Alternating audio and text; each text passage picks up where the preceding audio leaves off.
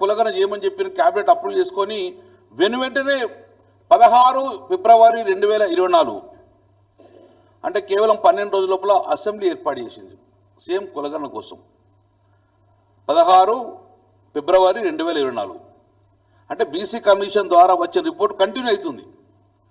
అందులో నేను కూడా మాట్లాడాను. నేనే మాట్లాడాను.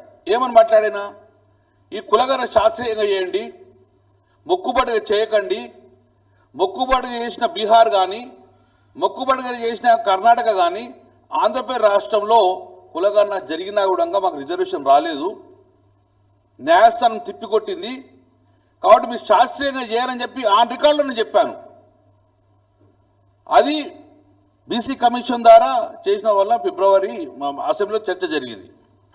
ఆ చర్చ అనంతరం రిజల్యూషన్ పాస్ అయిన తర్వాత జియో తీసుకొచ్చింది. ఆ రోజు జియో నెంబర్ 26 ఏమని రాసిన జియో నెంబర్ 26 మీకు ఇస్తా. బీసీ కమిషన్ ద్వారా ఏర్పాటు చేసింది, దీన్ని చర్చ పెట్టాను కులగోస కోసం అని చెప్పి బీసీ కమిషన్ ద్వారా వచ్చిందని క్లియర్ రాసింది. ఇలా కులగన చేశాము అని చెప్పేసి జియో నెంబర్ 26 ఇచ్చారు. ఇప్పటి వరకు బీసీ కమిషన్ ద్వారా కులగన జరిగింది.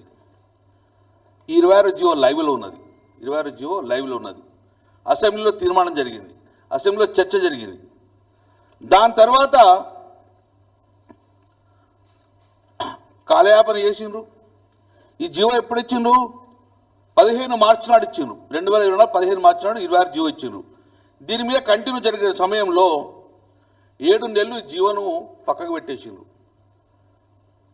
ఇమ్మీడియట్గా తెలియకుండా 7 నెలల తర్వాత ప్లానింగ్ బోర్డు నుంచి మళ్ళీ ఒక జియో వచ్చింది.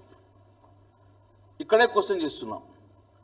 ఈ 26 జియో ద్వారా అసెంబ్లీలో చర్చ జరిగింది, కులగన జరిగింది. మీ ద్వారా కూడా నిరంజన్ గారిని ఒక కమిటీ చైర్మన్గా ఇచ్చారు, బీసీ కమిషన్ చైర్మన్గా. దాని తెల్లారే నిరంజన్ కమిషన్ ఉండగా ప్లానింగ్ బోర్డు నుంచి ఒక జియో తీసుకొచ్చినావు. నేను అడుగుతున్నా, ప్లానింగ్ బోర్డు మళ్ళీ ఎందుకు ఎంటర్ అయింది? నీ బీసీ కమిషన్ ఎక్కడ పోయింది? బీసీ కమిషన్ జియో 26 ఏమైంది? నీ బీసీ కమిషన్ నిరంజన్ కమిటీ ఉన్నాయి కదా, వాళ్ళు ఏం చేస్తారు?